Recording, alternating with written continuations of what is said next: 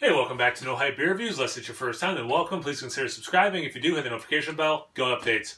Really excited for today's beer. It's something a little different for me. It's a Pilsner. It's courtesy of the Hot Butcher for the World guys, specifically Jeremiah. So thank you so much. Really appreciate it. I have a Pilsner glass. Pilsner of El Salvador lager beer.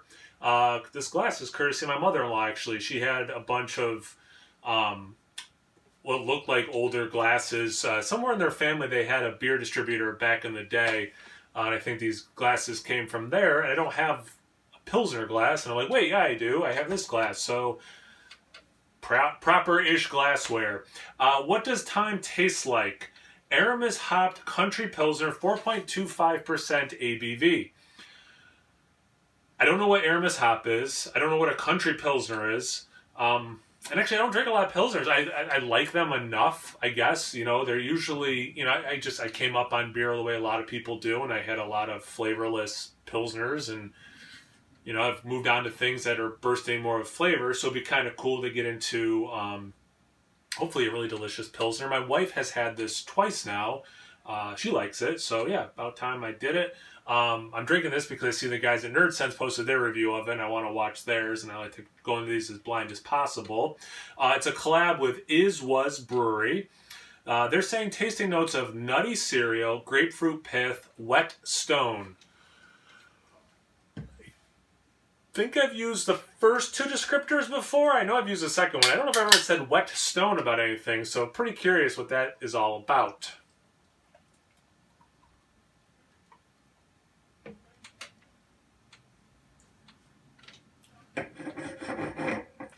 It's going to be really interesting because, and I've talked about this before, I have a word bank.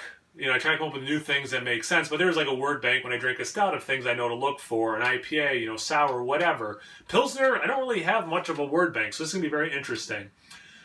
It looks somewhat like an unfiltered Pilsner. It's not like, it's pretty close to what I think of just a pill. Like when I think, hey, what does a Pilsner look like? It's pretty darn close. It's just maybe a hair more unfiltered than I'm remembering. The head is white. Teeny tiny bubbles. I mean, it definitely looks apart. I mean, look at that sticking on the side. Beautiful. Just a beautiful pour. Beautiful looking beer. Let's get into the aroma.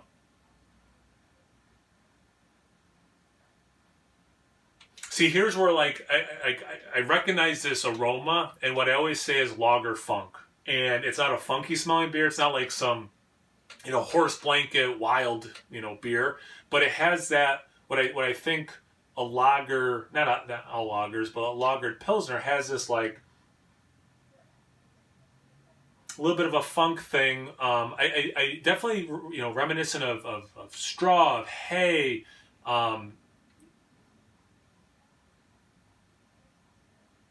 Like yard work, like not fresh cut grass, not that, but like straw or something like dead grass or something. It has that very earthy element. It's probably a nicer way of saying dead grass, but yeah, very much in that realm. I get a little bit of lemon. They're saying the grapefruit. I'm getting at least in the aroma lemon.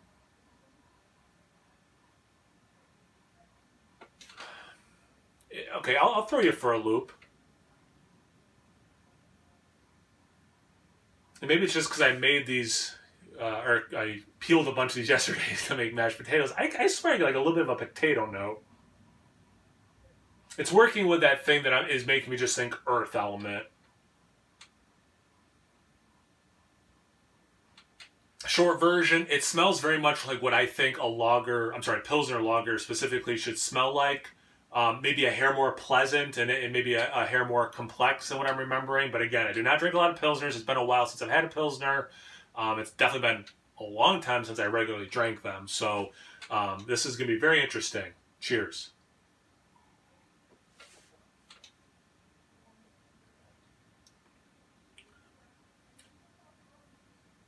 This is nice. Okay, I can see why my wife wanted a second one after she had the first can.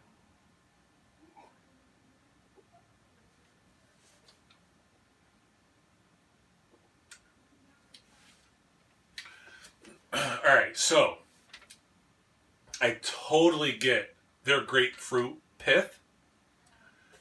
Right now, as I'm talking, it's about 100% like I had a grapefruit and got some pith, and it's like lingering on my palate. Like it's basically the only thing on my tongue right now, and it is really weird how straight up grapefruit pith.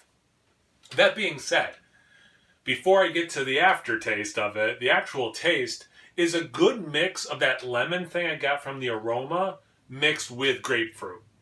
Then, I mean, it's still like straight grapefruit pith on my palate. This is so weird. It's like if you worked at a like a company that extracted flavors, like, hey, we want to distill your or make a powder out of this because it has so much grapefruit pith, and that's the flavor we're going for. Like, it's kind of blowing my mind how much. Kind of don't want another sip because I love that taste. Actually, I've enjoyed grapefruit my entire life, well, at least as long as I can remember. It's just really pleasant.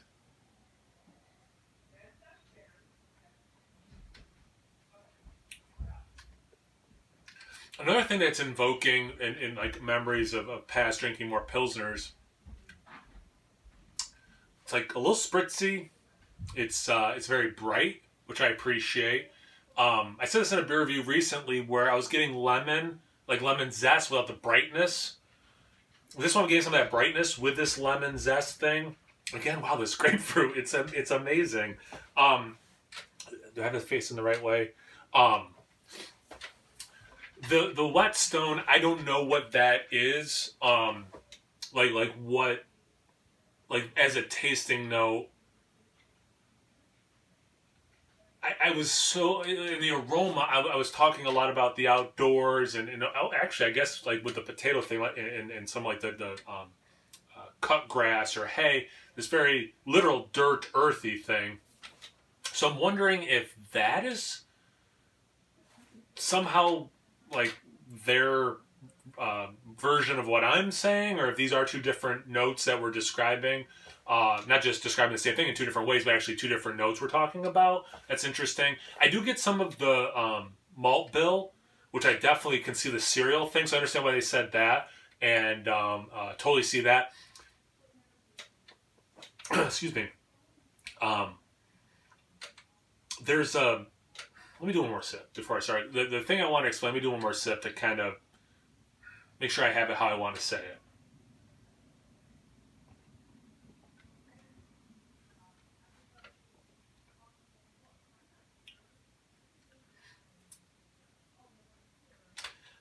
The